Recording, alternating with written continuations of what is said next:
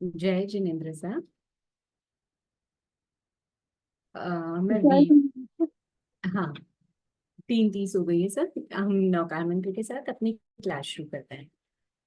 नमो अरिहंताणम, नमो सिद्धाणम, नमो आयर्याणम, नमो उवज्जायाणम, नमो लोके सह्स्रसाहुनम। ऐसो पंच नमोकारो सर्वपावपणासनो मङ्गलानं च सविसिं परमं हवै मङ्गलम्, परमं हवै मंगलम्। ज्ञान सीखने से पहले का पाठ। अहो आचार्य भगवान, आप श्री जी ज्ञान के सागर हैं। आप हमें अप्रत्यक्ष अनुज्ञा पूर्वक आशीर्वाद प्रदान करें, जिससे हम इस अपूर्व ज्ञान को ग्रहण, धारण एवं वितरण करने में समर्थ बने। आप श्री जी की महत की कृपा होगी। जय जिनेन्द्र।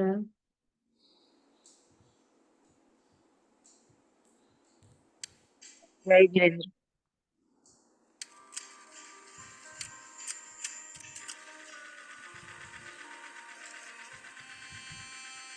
कर्म तत्व की अनुप्रेक्षा से आत्मबोध विकसाए, हम भेद ज्ञान प्रगटाए, हम भेद ज्ञान प्रगटाए, निज आत्म में रमण करे, देह भाव विसराए, हम भेद ज्ञान प्रगटाए, हम भेद ज्ञान प्रगटाए।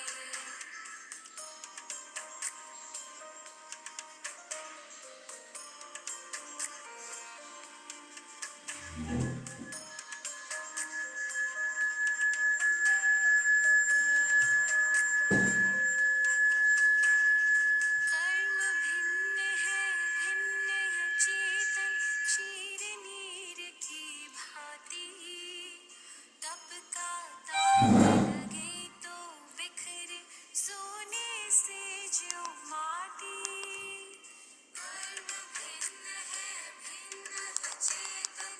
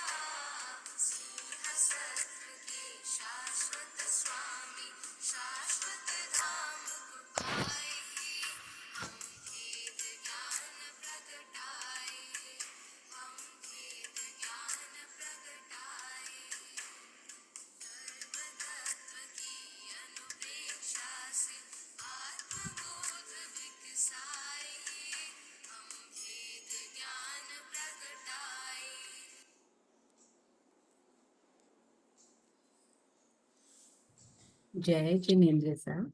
हाँ, वॉइस थोड़ी कम आ रही थी, कुछ प्रॉब्लम होगी। उन्होंने ट्राई भी किया था फुल वॉल्यूम करने का, लेकिन आवाज कम आ रही थी। ठीक है। आज की क्लास शुरू करने से पहले लास्ट टाइम का एक क्वेश्चन रह गया था अपना। लास्ट में उन्होंने पूछा था, जो मैंने कहा था कि 35 हो गई है, अब हम नेक्स्ट क्लास में ले लेंगे। वो क्वेश्चन करना है। और एक शशि जी भंसाली, आप अनम्यूट कर पा रहे हैं कि अपने आप को चेक कर लीजिए। मैनेजमेंट टीम से जो है वो प्लीज देखिए ना, शशि जी बंसाली का मेरे पास मैसेज था, वे अनम्यूट नहीं कर पा रहे हैं 2 क्लास से, पिछली 2 क्लासेस से। वो अभी भी अनम्यूट नहीं कर पा रहे, उनका मैसेज आ रहा है कि वो नहीं कर पा रहे हैं। बाकी में से आप लोग कोई अनम्यूट अपने आप से हो रहे हैं या मैनेजमेंट टीम आप लोगों को अनम्यूट कर रही है? हो गया मेरा, तो मैंने अभी किया है तो हो गया। ओके।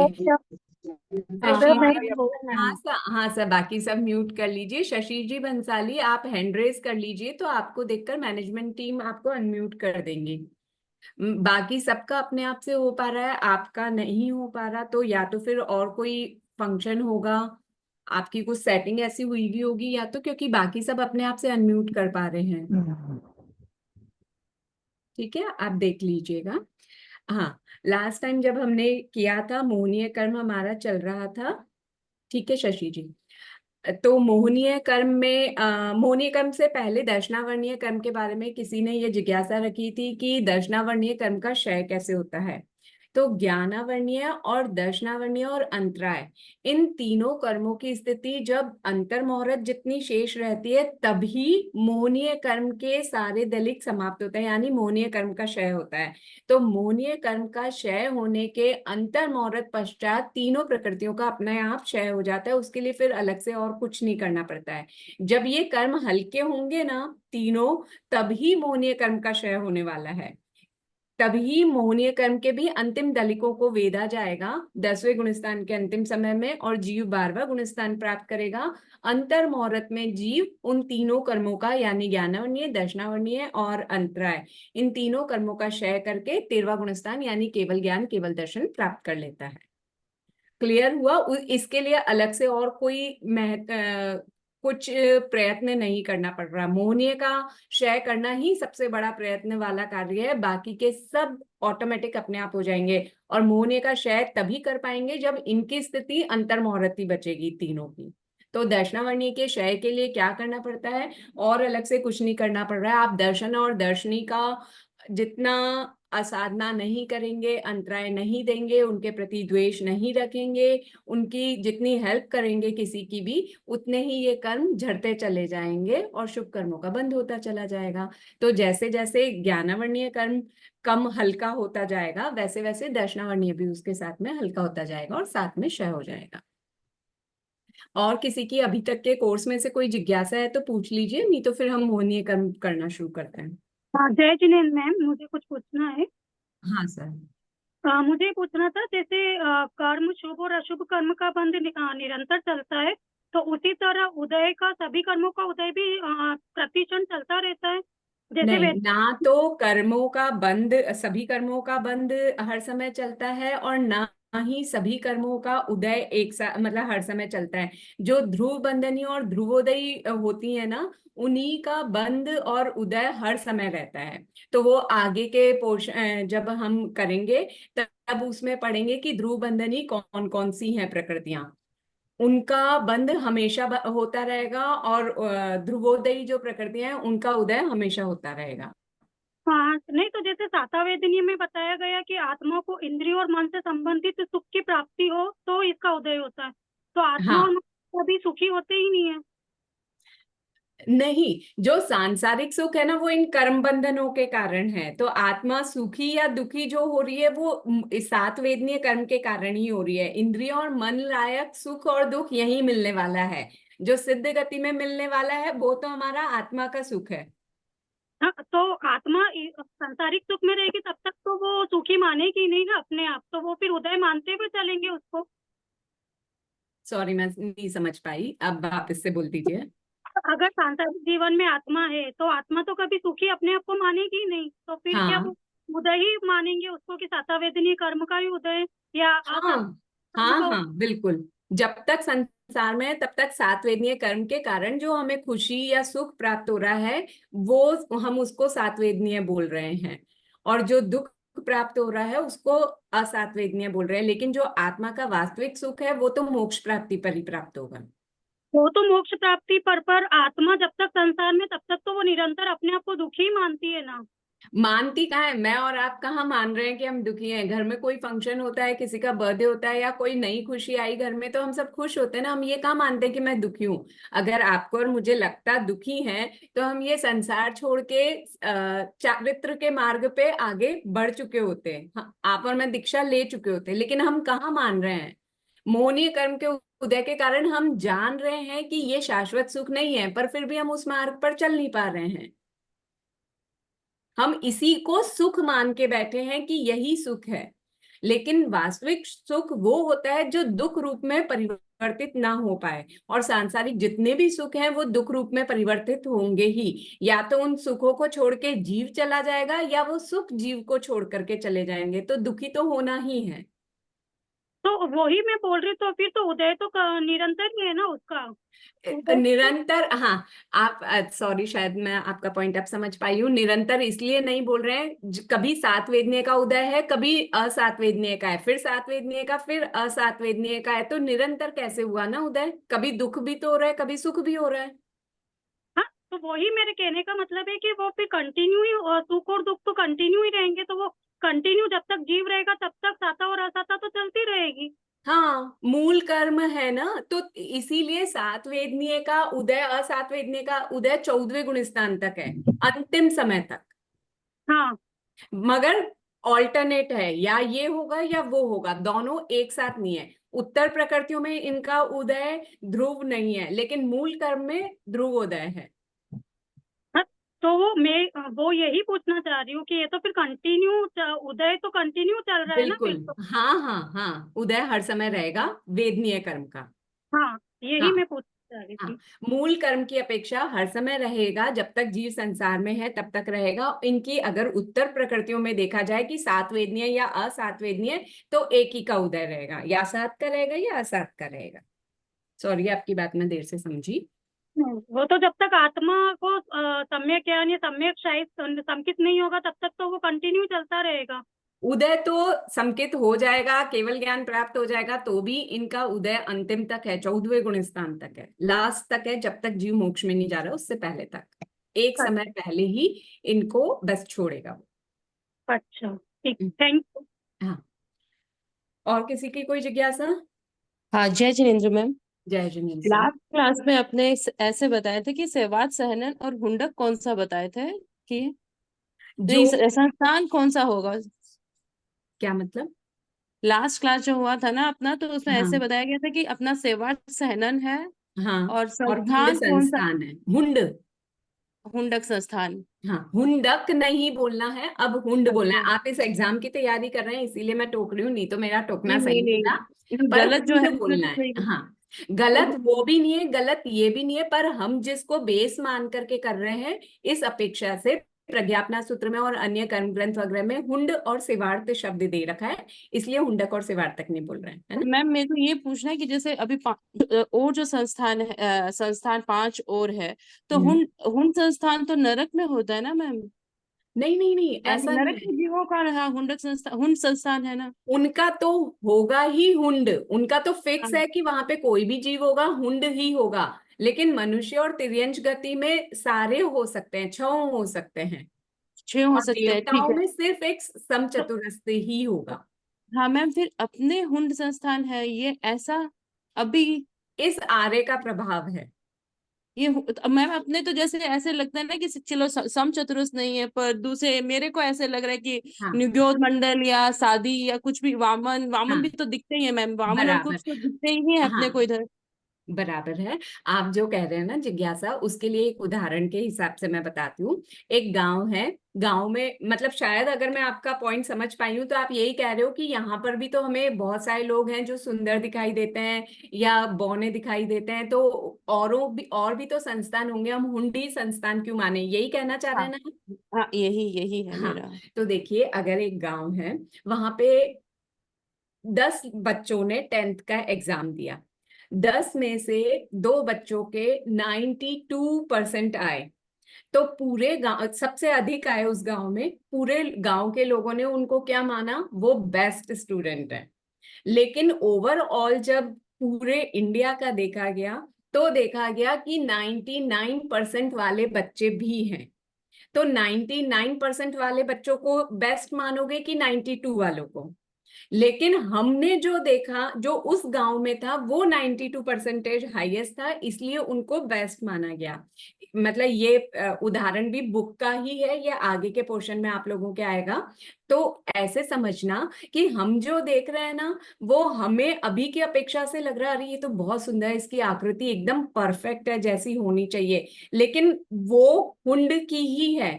वास्तव में जो समचतुरस्र तो होता है ना, वो पहले के टाइम के लोग देखने चाहिए, उन लोगों का संस्थान, उन लोगों का सहनन कैसा होता था, उसके आगे ये हुंड ही कहलाएगा, ये एकदम निकृष्ट ही है।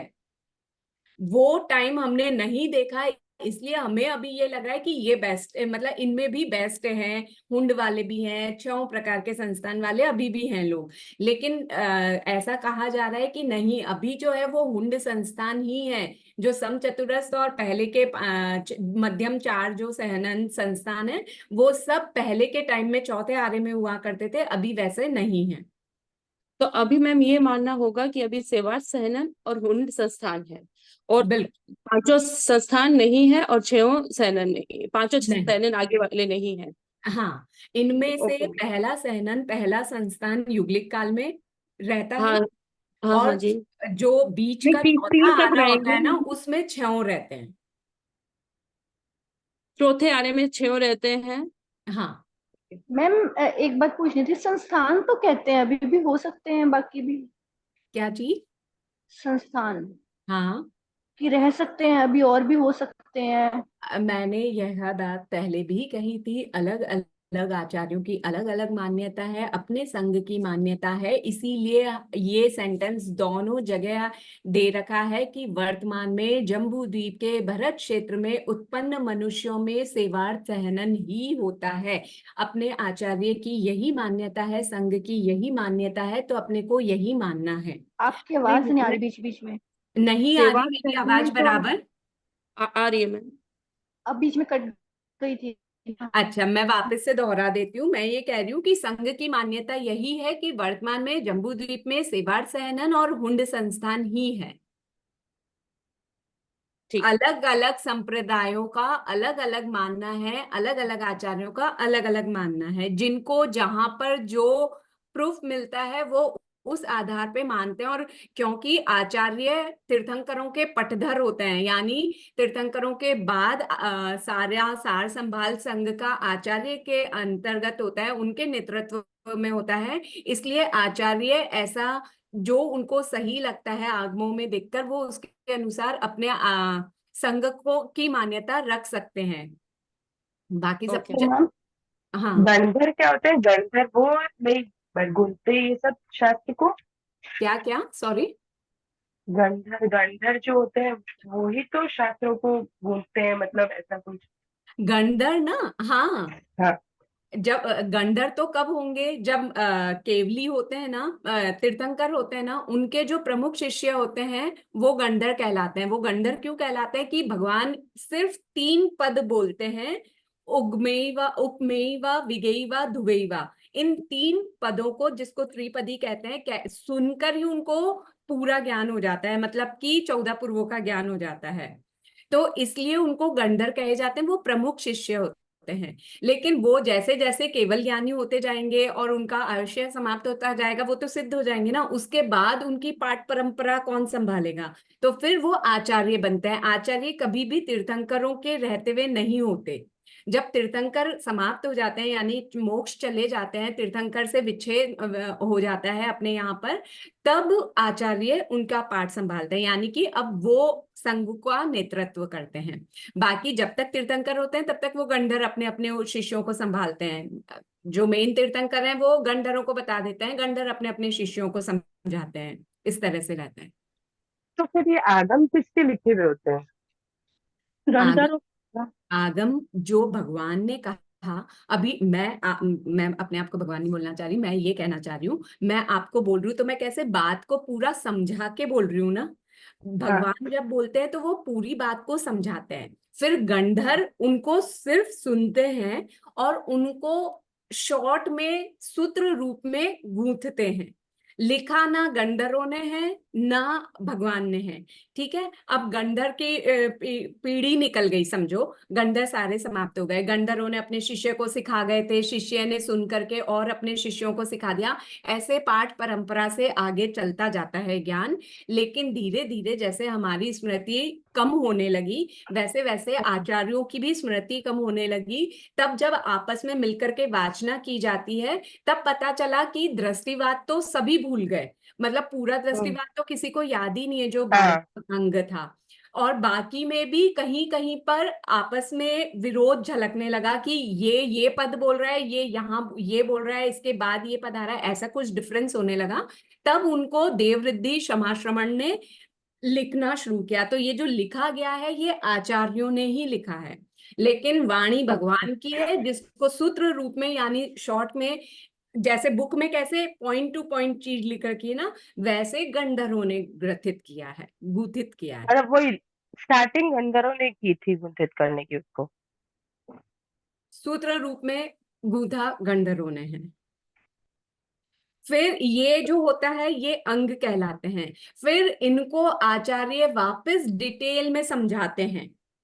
हर अच्छा। पॉइंट जो सूत्र रूप में है उनको डिटेल में जब आचार्य समझाते हैं उनको उपांग बोलते हैं। हर अंग के उपांग होंगे, क्योंकि अंग में तो सूत्र रूप में है ना, मूल रूप में आ जाता है। उपांग में उनको वापस डिटेल में समझाया जाता है, और फिर उनके में भी एक एक विषय को लेकर अगर बहुत डिटेल में या वहाँ की लोकल लैंग्वेज में समझाया जाता है तो उसको फिर चूर्णी और ये सब ऐसे आगे कहे जाते हैं, ठीक है। अच्छा, मतलब जब तक आचार्य केवली होते हैं तब तक गंधर होते हैं, फिर वो जब गंधर कंप्लीट हो जाता है तो वो केवल ज्ञान होके मोक्ष हो जाता है, तो फिर वो जो होते हैं उनको आचार्य बोलते हैं, जो संभालते हैं संघ आचार्य को। में हाँ उनके गुण होने चाहिए और आचार्य बनाते हैं। जैसे सुधर्मा स्वामी आचार्य थे, तब जम्बू स्वामी केवल ज्ञानी थे ना, हाँ, तो तो भी केवल वो ज्ञानी। गंधर, हाँ हाँ वो केवल ज्ञानी थे फिर भी गंधर नहीं हो कि आचार्य ही कैसे हुए? हाँ मतलब जो संभालना था संघ को वो सुधर्मा स्वामी संभालते थे, इसीलिए जो हम अंग पढ़ते हैं उसमें क्या आता है, सुधर्मा स्वामी ने जम्बू स्वामी से कहा, जम्बू स्वामी ने सुधर्मा स्वामी से प्रश्न पूछा, है ना। हाँ जबकि हाँ हम सब जम्बू स्वामी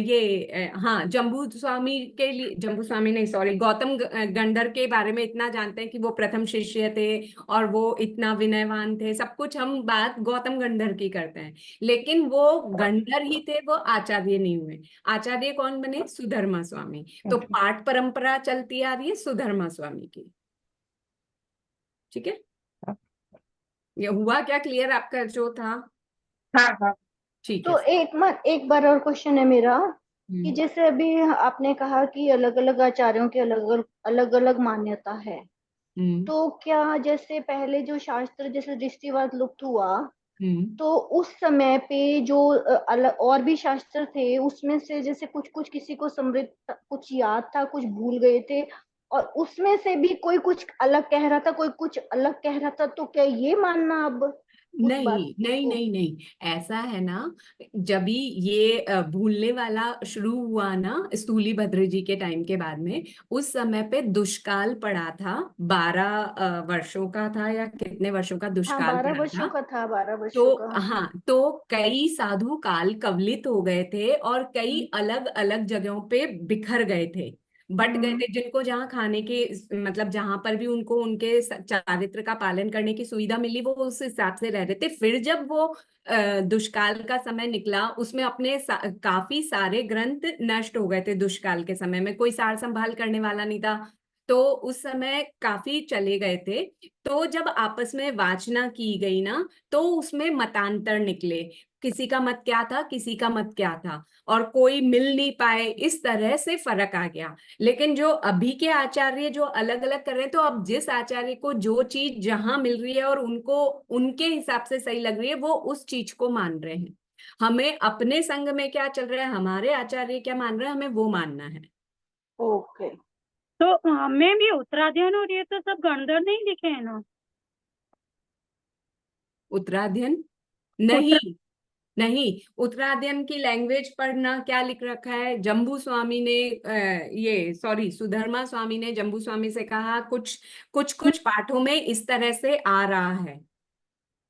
तो इनकी फिर रचना किसने करी उत्तराध्ययन की? आचार्यों ने।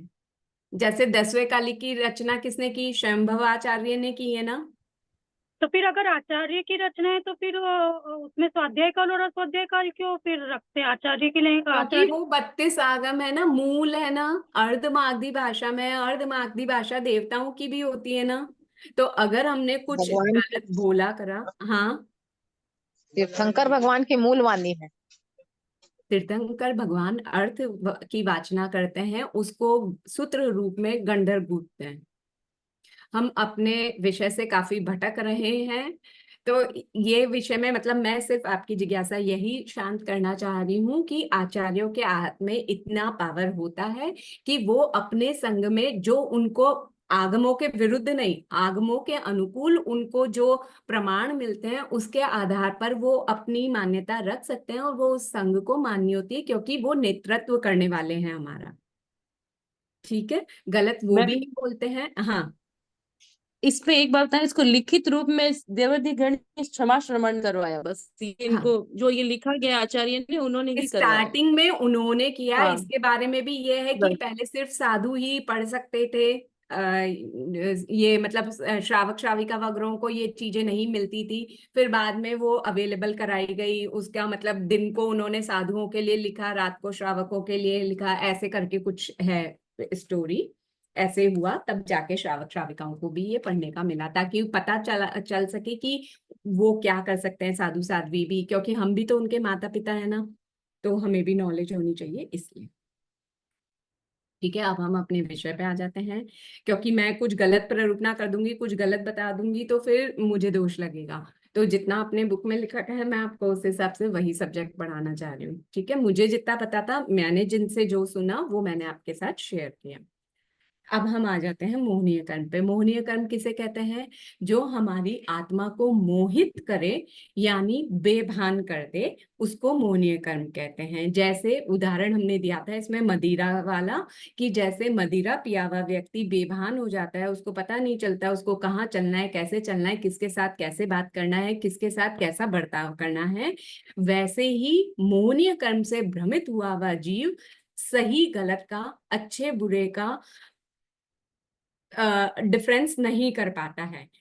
बाय चांस वो डिफरेंस कर भी ले, तो वो बुरे को छोड़ के अच्छे में नहीं जा पाता है, यानी अहित को छोड़कर हित में नहीं अपनी प्रवृत्ति कर पाता है, नहीं उसको अपना पाता है, और अहित से निवृत्त नहीं हो पाता, यानी असत से निवृत्त नहीं हो पाता, अहित से निवृत्त नहीं हो पाता, यानी उसको छोड़ नहीं पाता, अच्छे में को ग्रहण नहीं कर पाता और बुरे को छोड़ नहीं पाता पूरी तरह से। इसीलिए इसको मोहनीय कर्म कहा गया है। मोहनीय कर्म के उदय से जीव की ये स्थिति होती है। अब मोहनीय कर्म को फिर दो भागों में बांटा गया है, एक है दर्शन मोहनीय और एक है चारित्र मोहनीय। दर्शन मोहनीय में यहाँ दर्शन शब्द का अर्थ श्रद्धा से लेना है। जहां हमने दर्शनावर्णीय कर्म लिया था, वहां पे हमने देखने से लिया था, यहाँ पर श्रद्धा से लेना है। तो दर्शन मोहनीय में बंध किसका होता है? बंध सिर्फ मिथ्यात्व का ही होता है। जो संकित मोहनीय और संकित मिथ्यात्व मोहनीय आप लोगों ने शब्द सुने होंगे, उनका बंध नहीं होता, वो मिथ्यात्व की ही दशा होती है, जो चेंज होकर के इन दोनों में चेंज हो जाती है। तो बांधता है जब जीव, तो वो मोहनीय कर्म में, दर्शन मोहनीय में सिर्फ मिथ्यात्व का ही बंध करता है। और ये दर्शन मोहनीय 3 प्रकार का होता है, संकित वेदनीय, मिथ्यात्व वेदनीय और सम्यक मिथ्यात्व वेदनीय। अब यहाँ पर ये ध्यान दीजिएगा, पहले संकित मोहनीय, मिथ्यात्व मोहनीय और सम्यक मिथ्यात्व मोहनीय बोलते थे, लेकिन प्रज्ञापना सूत्र में ये शब्द दिए हुए हैं, तो अब आपको भी ये यहाँ पर वेदनीय शब्द यूज करना होगा। ये जो दर्शन मोहनीय और चारित्र मोहनीय, यानी मोहनीय के जो 2 डिवीजन है, वहां तक आप मोहनीय शब्द यूज कर लीजिएगा, याद रखने की अपेक्षा से मैं बोल रही हूँ, दर्शन मोहनीय, चारित्र मोहनीय, लेकिन जो इनकी उत्तर प्रकृतियां हैं उनमें पीछे वेदनीय यूज करना है। संकित वेदनीय, मिथ्यात्व वेदनीय, सम्यक मिथ्यात्व वेदनीय। चारित्र मोहनीय के जो 2 भेद होते हैं, चारित्र मोहनीय और 9 कषाय, सॉरी कषाय वेदनीय और 9 कषाय वेदनीय, इन दोनों में वेदनीय शब्द यूज करना है। बाकी नीचे तो ना मोहनीय करना है ना वेदनीय करना है। तो ये इनकी उत्तर प्रकृतियां हैं। जैसे जैसे इनका समय आता जाएगा आगे, हम इनकी परिभाषाएं करते जाएंगे, समझते जाएंगे। तो सबसे पहले इसमें आता है दर्शन मोहनीय कर्म। मोहनीय कर्म के 2 भेद, दर्शन मोहनीय, चारित्र मोहनीय। हम दर्शन मोहनीय ले रहे हैं, दर्शन मोहनीय को समझ रहे हैं कि दर्शन मोहनीय मतलब क्या है। दर्शन मोहनीय यानी जिस कर्म के उदय से आत्मा सम्यक्त्व के संबंध में मोहित हो, अर्थात आत्मा के संकित गुण का आंशिक या पूर्ण रूप से घात हो, उसको दर्शन मोहनीय कर्म कहते हैं। तो जब यहाँ पे सम्यक्त्व शब्द आ रहा है, तो हमें पहले तो संकित का मीनिंग मालूम होना चाहिए, सम्यक्त्व का मतलब क्या है। तो सम्यक्त्व के 2-3 तरीके से मीनिंग निकाले जाते हैं। एक होता है कि सुदेव, सुगुरु, सुधर्म पर श्रद्धा रखना, पूर्ण श्रद्धा, वो संकित कहलाता है। यानी कुदेव को, गुरु को, धर्म पर श्रद्धा नहीं रखना, उनको नहीं मानना। दूसरा होता है कि षट द्रव्य और 9 पदार्थों को, जो षट द्रव्य हैं, 6 प्रकार के द्रव्य बताए गए हैं, धर्मास्तिकाय, अधर्मास्तिकाय, आकाशास्तिकाय, जीवास्तिकाय, पुद्गलास्तिकाय, काल, इन 6 द्रव्यों पे, और जीव, जीव, पुण्य, पाप, ये जो 9 तत्व हैं, जिनको सद्भाव पदार्थ भी कहते हैं, आगम बत्तीसी में आप लोगों ने ये शब्द सुना होगा, इनके जो यथार्थ स्वरूप है, यानी वास्तव में जीव को जीव मानना, अजीव को अजीव मानना, ये संकित है। तो संकित को इन दोनों तरीके से ही समझ सकते हैं। एक तो है सुदेव, सुगुरु, सुधर्म पर श्रद्धा रखना, दूसरा है जीव आदि 9 पदार्थ और षट द्रव्यों के यथार्थ स्वरूप पर विश्वास रखना, यानी यथार्थ स्वरूप को समझना, ये संकित है। तो संकित वेदनीय कर्म, जो सम्यक्त्व वेदनीय कर्म है, वो क्या करता है, वो हमारे संकित पर आवरण लाता है। लेकिन कितना आवरण लाता है, वो तीनों में अलग अलग हिसाब से लाता है। सम्यक्त्व वेदनीय में कितना आवरण लाएगा, आवरण नहीं, सॉरी, मतलब इसका कितना वो हानि करेगा। संकित वेदनीय हमारी आत्मा के गुणों की कितनी हानि करने वाला है, मिथ्यात्व वेदनीय कितनी करने वाला है, और सम्यक मिथ्यात्व वेदनीय कितनी करने वाला है। तो इनमें सबसे ज्यादा जो घातक होता है वो होता है मिथ्यात्व वेदनीय, वो संकित को ही नहीं आने देता। सम्यक्त्व मिथ्यात्व वेदनीय ये भी खराब ही है, ये भी संकित को आने से रोकता है। संकित वेदनीय यानी संकित तो आ रहा है, लेकिन वो संकित पूर्ण निर्मल चारित्र को नहीं आने देगा। पूर्ण निर्मल चारित्र यानी यथाख्यात संकित को आने से रोकेगा। ये 7वें गुणस्थान तक ही रहता है, इसके बाद में पूर्ण निर्मल चारित्र होता है, तभी जीव श्रेणी चढ़ता है। लेकिन जब तक संकित वेदनीय रहता है, तब तक जीव श्रेणी भी नहीं चढ़ पाता है। तो साधारण शब्दों में संकित वेदनीय क्या किसे कहते हैं, जो सम्यक्त्व का वेदन करे उसको संकित कहते हैं। सम्यक्त्व वेदनीय कर्म कहते हैं जिस कर्म के उदय से आत्मा सम्यक्त्व का वेदन करे, यानी सम्यक्त्व का उदय हो जिस कर्म के उदय से, उसको सम्यक्त्व वेदनीय कर्म कहते हैं। सम्यक्त्व किसे कहते हैं, सुदेव, सुगुरु, सुधर्म और जीव अजीव आदि 9 सद्भाव पदार्थों के यथार्थ स्वरूप पर संपूर्ण श्रद्धा होना सम्यक्त्व कहलाता है। संपूर्ण शब्द पर जोर दे रही हूं, क्योंकि अगर आपको भगवान की वाणी में 90% विश्वास है, 10% भी विश्वास नहीं है, जैसे बहुत सारी बातें जो भगवान ने कही वो तो एकदम सही लग रही है, लेकिन कुछ बातों पे विश्वास नहीं हो रहा है, तो भी आप मिथ्यात्वी हैं। आप सम्यक्त्व वेदनीय कर्म, मतलब आप में सम्यक्त्व नहीं मानी जाएगी जब तक कि आप भगवान की पूरी वाणी पर विश्वास नहीं करते। क्योंकि भगवान को केवल ज्ञान, केवल दर्शन था, उसके बाद उन्होंने जो कहा है, तो उसमें कहीं कोई गुंजाइश ही नहीं बचती है। हमें वो चीज सही नहीं लग रही, क्योंकि हमारे बुद्धि में, बुद्धि का उतना क्षयोक्षम हुआ हुआ नहीं है, कर्मों का, ज्ञानावरणीय कर्मों का उतना क्षयोक्षम हुआ हुआ नहीं है कि हम अपनी बुद्धि से जान सके कि वो चीज सही है। लेकिन भगवान ने कही है तो वो चीज सही है, ऐसे 100% विश्वास करने पर ही आप सम्यक्त्वी कहलाएंगे।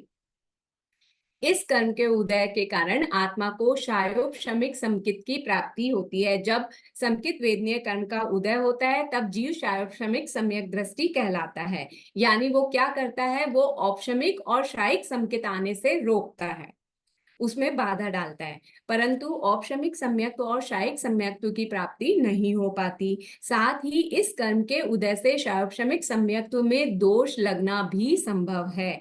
यानी शायोपशमिक समकित में आपको हमने 5 दोष पढ़े ना, शंका, ये निर्विचिकित्सा, शंका, कांक्षा, निर्विचिकित्सा, और धर्म के फल में संदेह करना, पर पाखंडी की प्रशंसा करना, पर पाखंडी का परिचय करना, ये सब जो समकित के दोष हैं ये सब सम्यक्त्व वेदनीय में ही लगते हैं। जब सम्यक्त्व वेदनीय कर्म का उदय आता है तभी ये दोष लगते हैं, वरना समकित इतना निर्मल हो जाएगा कि या तो वो औपशमिक होगा या वो शायिक होगा, उसमें दोष नहीं लगता।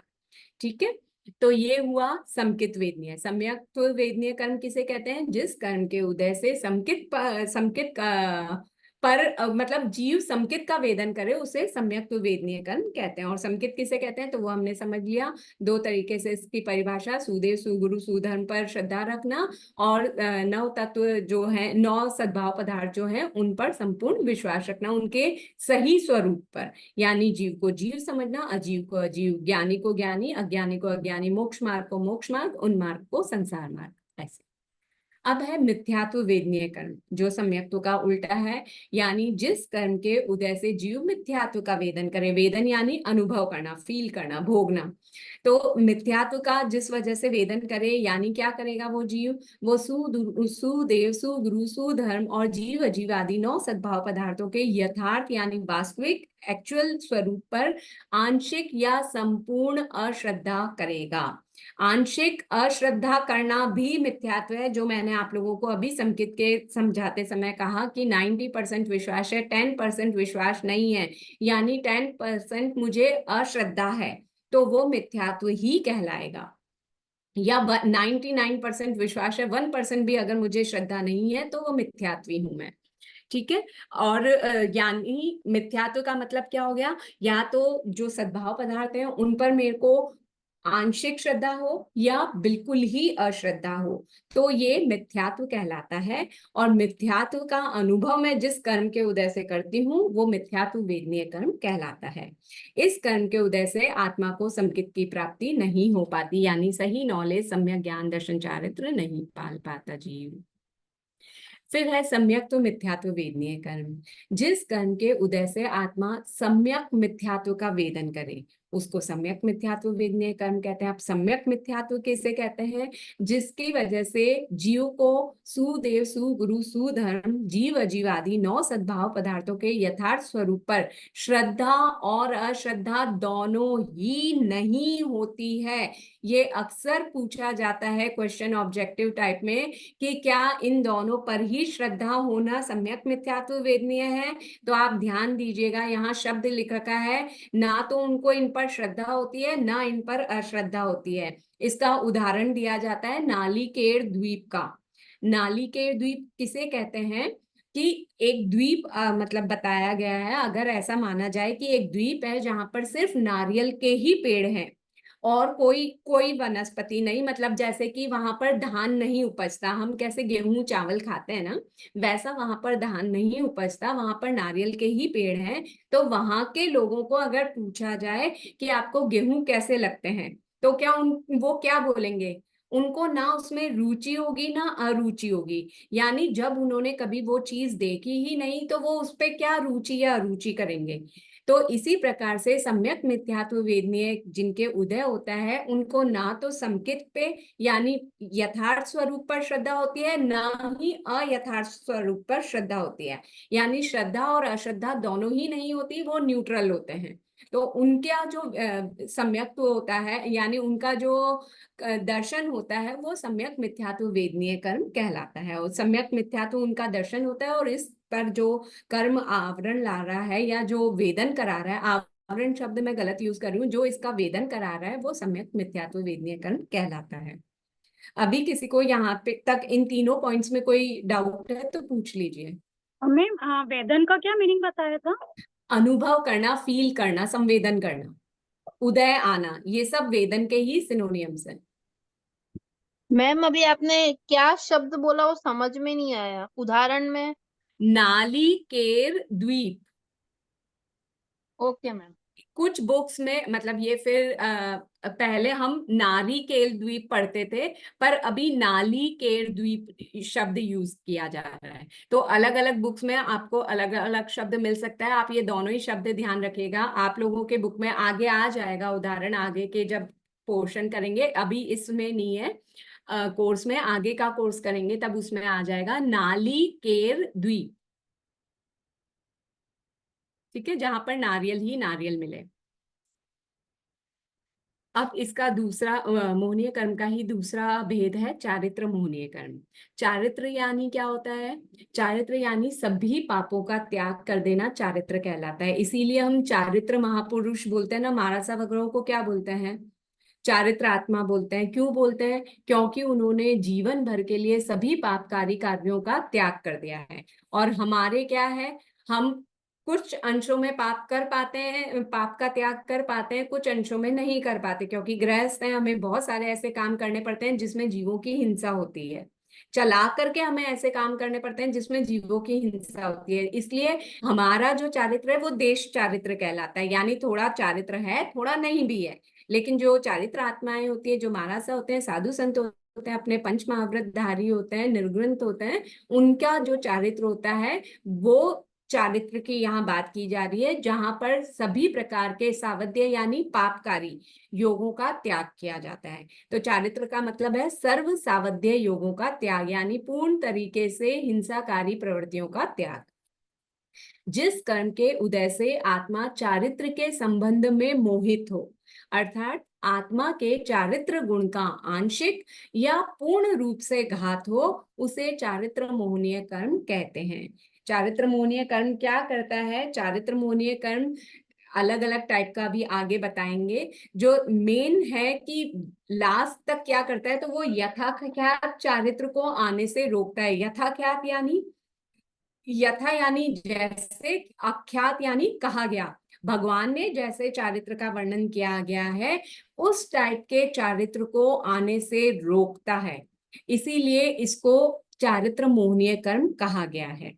तो चारित्र मोहनीय कर्म क्या है? जिस कर्म के उदय से आत्मा पूर्ण निर्मल चारित्र को नहीं वेदन कर सके, नहीं भोग सके, ग्रहण नहीं कर सके, उसे चारित्र मोहनीय कर्म कहते हैं। चाहे आंशिक रूप से चाहे पूर्ण रूप से, ये हमारी आत्मा के चारित्र गुण का घात करता है।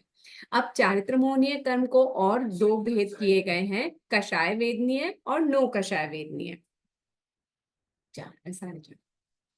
कषाय वेदनीय का मतलब, कषाय, कषाय शब्द से पता चल रहा है। कषाय को अगर हम दो शब्द भागों में बांटे तो कष प्लस आय। कष का मतलब होता है संसार, आय का मतलब होता है प्राप्त होना, लाभ होना। जिन कर्मों से कषाय यानी संसार की और प्राप्ति हो, यानी हम संसार में ही घूमते रहें, उसे कषाय कहते हैं। और नो कषाय क्या होता है? यहाँ पे नो का मतलब इंग्लिश वाला नो नहीं है, यहाँ पर नो का मतलब है हेल्प करने वाला, सहवर्ती, जो कषायों की मदद करते हैं और कषायों को उत्तेजित करते हैं, उनको नो कषाय कहते हैं। ये इसका दूसरा भाग है। चारित्र मोहनीय के दो भेद किए हैं, कषाय वेदनीय और नो कषाय वेदनीय। आगे अभी हम और डिटेल में समझेंगे कि ये कैसे उनको उत्तेजित करते हैं, कैसे उनके सहवर्ती हैं। मतलब सहवर्ती यानी जब कषाय आएगा तो नो कषाय वेदनीय में भी किसी ना किसी का उदय रहेगा ही, अपने आप हो जाएगा। अब इसमें है कषाय वेदनीय कर्म।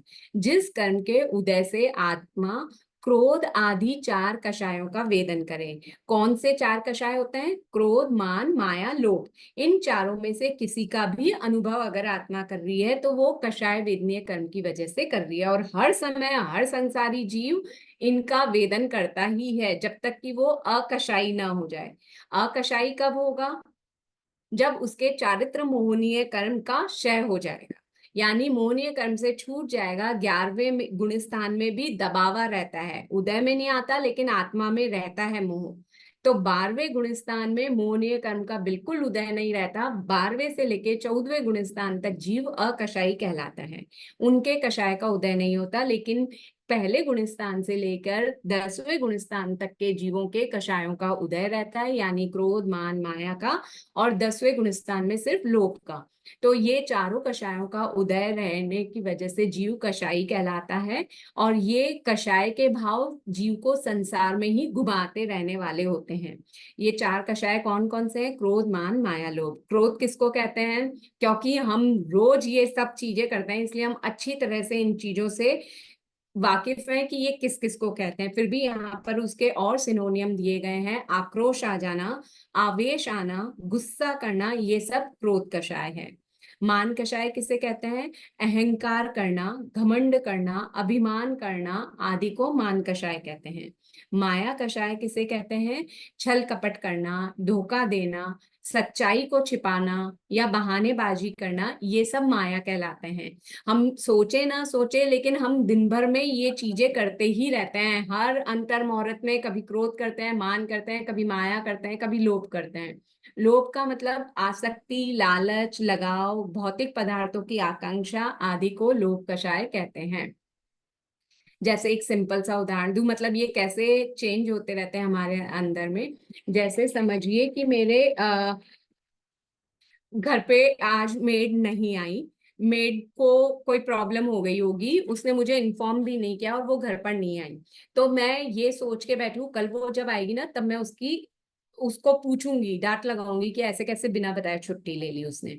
अगले दिन जब वो आई तो मैं पहले ही गेट खोलते ही उस पर बरस पड़ी, क्योंकि मुझे गुस्सा तो आ ही रहा था। तो मैंने उस पर क्रोध किया, तू क्यों नहीं आई? आई नहीं तो बताना तो चाहिए था ना, बताया नहीं, मेरे को कैसे पता चलेगा? मैंने गुस्सा किया।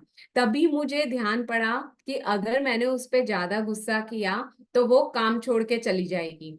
आजकल वैसे ही मेड्स के भाव, मतलब बहुत लोगों को मेड चाहिए, तो वो इजीली मेरा काम छोड़ के चली जाएगी। तो ये मेरे मन में क्या आई? मेरे मन में लोभ आ गया कि अगर ये काम छोड़ के, मतलब ये काम छोड़ जाएगी तो काम मुझे करना पड़ेगा, तो नहीं, इसको रखना तो है। तो मैंने फिर क्या माया चली, मैंने उसको फिर प्यार से भी पुचकाया। मैंने कहा देख, नहीं आई थी तो फोन तो कर देना था ना, मैं टाइम से काम निपटा लेती या किसी और से करवा लेती। तो ये कैसे पल पल में मेरे विचार बदल रहे हैं, मेरी वचन बदल रहे हैं, ये सब वक्रता ही है ना। मतलब कितना टेढ़ा चल रही हूं मैं, मेरे मन में क्या हो रहा है, मैं ऊपर से क्या दिखाना चाह रही हूँ, ये सब कषाय ही हैं। तो कषाय हमें चाहे प्रकट रूप में दिखाई दे चाहे ना दे, चाहे उसके लिए कोई कारण हो चाहे ना हो, लेकिन इनका उदय होता ही है। तो ये क्रोध कषाय, मान कषाय, माया कषाय और लोभ कषाय हर अंतर मुहूर्त में बदलता रहता है जीव का। ये चारों कषाय हम में रहते हैं। अब है कषाय के स्वभाव के आधार पर उसके चार भेद इस प्रकार भी किए जाते हैं। ये जो चार कषाय किए ना, इन चारों के भी चार चार भेद और किए गए हैं। हर एक के चार चार हैं। यानी क्रोध है तो क्रोध भी चार प्रकार का होता है। अनंतानुबंधी, अप्रत्याख्यानी, प्रत्याख्यानावरण, संज्वलन। यहाँ जब हमने पहले लिस्ट देखी थी तो ध्यान दिया था अप्रत्याख्यानावरण शब्द यूज नहीं करना है, क्योंकि अप्रत्याख्यान आवरण का मतलब हो गया कि अप्रत्याख्यान के ऊपर आवरण आना, जबकि मैं पहले ही अप्रत्याख्यान बोल रही हूँ, यानी यानी नहीं, प्रत्याख्यान यानी पचकान करना। तो बिल्कुल भी पचकान नहीं कर पाते हैं अप्रत्याख्यान कषाय की वजह से। लेकिन अगर मैं अप्रत्याख्यानावरण बोल रही हूँ, यानी तो मैं पचकान नहीं कर पा रही हूँ, इस चीज पे आवरण आना, तो ये तो नेगेटिव नेगेटिव पॉजिटिव हो गई, अच्छी चीज हो जाएगी ना। तो इसलिए ध्यान रखिएगा, अप्रत्याख्यानावरण शब्द यूज नहीं करना है, शब्द होगा अप्रत्याख्यान। और इसके बाद जो है उसमें आवरण शब्द आएगा प्रत्याख्यानावरण, यानी पचकान पर आवरण आना। यानी आप पूर्ण तरीके से इन प्रत्याख्यान नहीं कर पाओ, यानी कि साधुपना अंगीकार नहीं कर पाओ। प्रत्याख्यानावरण कषाय का उदय जब तक रहेगा, जीव सर्ववृत्ति को प्राप्त नहीं कर सकता, यानी साधुपना ग्रहण नहीं कर सकता। और संज्वलन, संज्वलन का मतलब होता है सन यानी आंशिक रूप से, ज्वलन यानी जलाना, जो आत्मा के चारित्र गुण को आंशिक रूप से यानी थोड़ा सा जलाए, यानी कि निर्मल चारित्र नहीं आने दे, उसको संज्वलन चारित्र संज्वलन कषाय कहते हैं। अभी इसमें हम और इनकी डेफिनेशन पढ़ लेते हैं तो और समझ में आ जाएगा। अनंतानुबंधी, अनंत यानी संसार, संसार का कहीं अंत है क्या? नहीं है, तो इसीलिए संसार के लिए अनंत शब्द यूज किया गया है, ये ध्यान रखिएगा। और अनुबंध यानी मिलना, जुड़ा, जिस वजह से आत्मा संसार में ही घूमती रहे उन कषायों को अनंतानुबंधी कषाय कहते हैं। यानी जैसे मुझे गुस्सा आया, मेरे को इतना जोर से गुस्सा आया ना किसी पे, मैंने खूब उसको सुना दिया। मैंने जब ये क्यों हुआ? क्योंकि मेरे कषाय का उदय था, मैंने पहले से जो कषाय का कर्म बांधा हुआ था वो मेरे उदय में आया, इसलिए मुझे गुस्सा आया और मैंने खूब सुनाया। अब ये सुनाने के चक्कर में मैंने वापस नए कषाय का और बंद कर लिया। अब फिर जब उसका समय पूरा हो जाएगा फिर मुझे गुस्सा आएगा और फिर मैं नए कषाय को बांध लूंगी। तो ये चेन चलती ही रहेगी जब तक कि हमें समझ में नहीं आए कि हम कर क्या रहे हैं। अभी मेरे को गुस्से का उदय आ रहा है, मैं मौन रख लूं, अभी मैं गुस्सा नहीं करूंगी तो अब जो आने वाला चेन है मैं उसको रोक पाऊंगी। तो ये सब हमें कब पता चलेगा? जब हम इनको पढ़ेंगे, इनको समझेंगे। तो अनंतानुबंधी कषाय वो होता है जो संसार में ही भटकाने वाला है, इससे बाहर निकलने ही नहीं देगा। जिस कषाय के कारण आत्मा का संसार से अनुबंध यानी जुड़ाव बना रहे, संबंध बना रहे, उसे अनंतानुबंधी कषाय कहते हैं। अनंतानुबंधी कषाय चारित्र मोहनीय कर्म का ही भेद है, अतः यह जीव के चारित्र गुण का घात करता है। इस कषाय के कारण जीव व्रत पचकाण का वास्तविक स्वरूप और उसे ग्रहण करने का उद्देश्य नहीं जान पाता। यानी जब तक जीव के अनंतानुबंधी कषाय होगा वो मिथ्यात्वी होता है, पहले और दूसरे गुण स्थान में ही अनंतानुबंधी कषाय होता है। तो यहाँ पे यही कह रहे हैं कि वो इसको, अगर उसने व्रत पचकाण ग्रहण भी कर लिए तो वो उसका एक्चुअल मीनिंग ही नहीं समझ पाता है, वो उसकी मन में ये अभिलाषा ही नहीं होती है कि मुझे मोक्ष जाना है, अपने कर्मों को काटना है, इसलिए मैं ये पचकाण कर रहा हूँ। तो वास्तविक स्वरूप को समझ ही नहीं पाता वो व्रत पचकाण के, और उनको ग्रहण कभी कर भी लेता है, कभी नहीं भी कर पाता। लेकिन ग्रहण करके भी एक्चुअल उद्देश्य क्या है इन पचकाणों को ग्रहण करने का, उस पर उसका भाव नहीं होता। सेकंड है, मोक्ष के लक्ष्य से व्रत प्रत्याख्यान को स्वीकार नहीं करता। यही जो बात मैंने अभी बोली ग्रहण करने में, कि ग्रहण कर भी लिए, अभी जैसे मैं मिथ्यात्वी हूँ, आपने मुझे थोड़ा समझाया कि नहीं भाई मनुष्य भाव मिला है, थोड़े तो छोटे छोटे पचकान तो करने चाहिए, नवकारसी आदि। तो हाँ, आपने मुझे समझाया तो मुझे लगा हाँ मैं इजीली कर सकती हूँ, तो मैंने करना शुरू कर दिया। लेकिन मेरे अंतर में ये भाव नहीं जगे कि मुझे अपने कर्मों से अपनी आत्मा को दूर करना है, अपनी आत्मा को हल्का करना है कर्मों से, ताकि मैं मोक्ष की ओर जल्दी पहुंच पाऊं, मोक्ष प्राप्त कर पाऊं। ऐसी भावना से नहीं, सिर्फ आपने मुझे कहा कि करना चाहिए और मुझे लगा हाँ मैं इजीली कर सकती हूँ इसलिए मैं कर रही हूँ। तो ये क्या हुआ? ये अनंतानुबंधी कषाय की ही वजह से हुआ कि मैं एक्चुअल मीनिंग समझ ही नहीं पाई कि मुझे क्यों करना है, ऐसा कर रही हूँ लेकिन बस ऐसे ही कर रही हूँ। थर्ड पॉइंट है, मोक्ष के लक्ष्य से व्रत प्रत्याख्यान का पालन भी नहीं करता। तीनों एक एक स्टेप दे रखे हैं। एक तो वो जान ही नहीं पाता कि उद्देश्य क्या है व्रत पचकाण का, दूसरा वो ग्रहण कर लेता है, दूसरा वो ग्रहण ही नहीं कर पाता, स्वीकार ही नहीं कर पाता, तीसरा स्वीकार भी कर लेता है लेकिन उसका उद्देश्य मोक्ष को प्राप्त करना नहीं होता है। तो ये तीनों स्टेप्स बताए गए हैं, इस कारण से जीव में अनंतानुबंधी कषाय का बंध होता रहता है। फिर है अप्रत्याख्यान कषाय। अ यानी नहीं, प्रत्याख्यान यानी वृत्ति, व्रत, पचकाण, ये सब।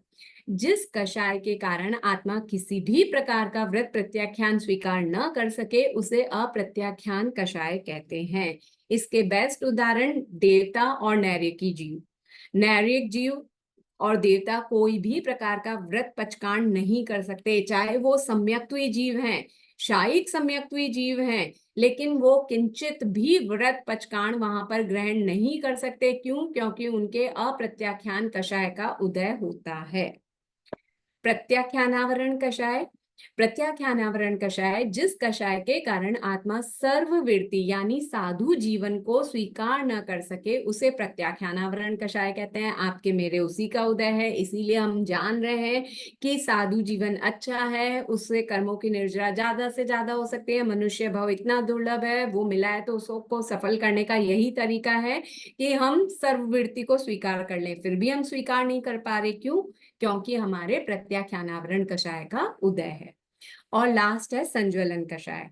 संज्वलन कषाय, जिस कषाय के कारण आत्मा को शुद्ध निर्मल चारित्र की प्राप्ति न हो, यानी कि यथाख्यात चारित्र की प्राप्ति ना हो, जैसा चारित्र भगवान ने अपने ज्ञान में देखकर बताया है वैसे चारित्र की प्राप्ति ना हो, उसे संज्वलन कषाय कहते हैं। सन यानी आंशिक रूप से, ज्वलन यानी जलाना। जो आत्मा के चारित्र गुण को आंशिक रूप से जलाए उसको संज्वलन कषाय कहते हैं।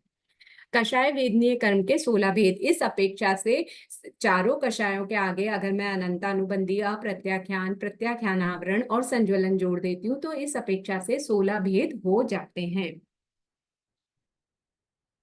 कषाय वेदनीय कर्म के 16 भेदों की परिभाषा। अब एक एक भेद की परिभाषा दे रखी है। तो पहले वेदनीय कर्म को समझा रखा है कि जैसे अनंतानुबंधी क्रोध वेदनीय कर्म किसे कहते हैं?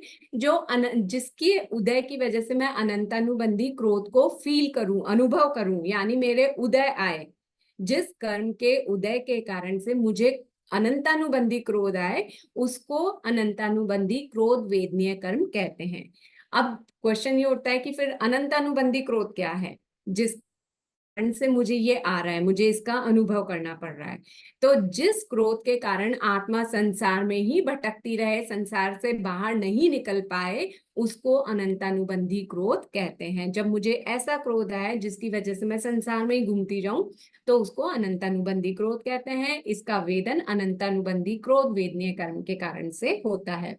फिर है अनंतानुबंधी मान वेदनीय कर्म। ऐसा मान, ऐसा अहंकार करना जिसकी वजह से वापस वापस फिर मान का या क्रोध का या इन कषायों का बंद होता रहे और मैं फिर यहीं घूमती रह जाऊं, वो होता है अनंतानुबंधी मान। ऐसे मान का वेदन जिस कर्म के उदय से होता है वो है अनंतानुबंधी मान वेदनीय कर्म। ऐसी माया करना, गूढ़ माया ऐसी करना जिसकी वजह से संसार में जीव भटकता ही रहे, तो वो अनंतानुबंधी माया होती है। जिस कर्म के उदय से मैं ऐसी माया कर रही हूँ वो अनंतानुबंधी माया वेदनीय कर्म होता है। फिर है अनंतानुबंधी लोभ, यानी ऐसा लोभ करना जिसके कारण से, मतलब इतना गहरा लोभ करना जिसके कारण से मैं फिर संसार में ही घूमती रह जाऊं, तो वो अनंतानुबंधी माया कहलाती है। और इसका वेदन क्यों हो रहा है, इसका उदय क्यों हो रहा है? क्योंकि मेरे अनंतानुबंधी माया वेदनीय कर्म का इस समय उदय है, इसलिए मैं ऐसी माया कर रही हूँ या ऐसा लोभ कर रही हूँ। तो इन चारों का ही मतलब सारांश यही है कि जिस वजह से जीव अनंत संसार में ही घूमता रहे, भटकता रहे, 84 लाख जीव योनियों में कभी कहीं उत्पन्न होता रहे, उन कषायों को अनंतानुबंधी कषाय कहते हैं। और उनको अगर क्रोध का उदय है तो वो अनंतानुबंधी क्रोध हो गया, मान का है तो अनंतानुबंधी मान हो गया, माया का है तो अनंतानुबंधी माया हो गया, और लोभ है तो अनंतानुबंधी लोभ हो गया। आज हम यहीं तक रखते हैं। यहाँ तक में किसी की कोई जिज्ञासा है तो पूछ लीजिए।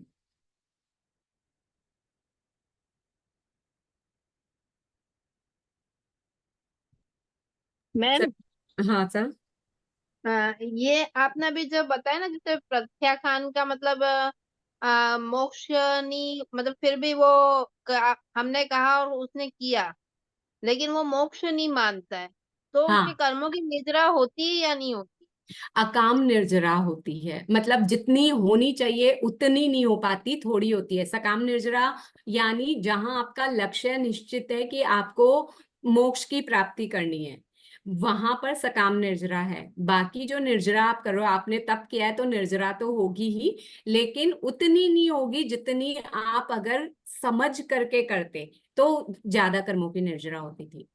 जैसे कुछ लोग मानते नहीं है कि मोक्ष ये क्या है, तुम ये नहीं, हम वो नहीं करते हैं, फिर भी क्या अपने कहने पर थोड़ा बहुत जैसे कुछ कर लेते हैं, बाल तो तब भी कर्मों की कहलाता है। निर्जरा होती है लेकिन कम होती बिल्कुल बिल्कुल, वो बाल तब भी कहलाता है कि अज्ञान अवस्था में नहीं जान रहे हैं, पर आपने कहा इसलिए कर लिया, तो अज्ञान तप, अकाम ये अकाम निर्जरा ये होगी, बाल तप अकाम निर्जरा।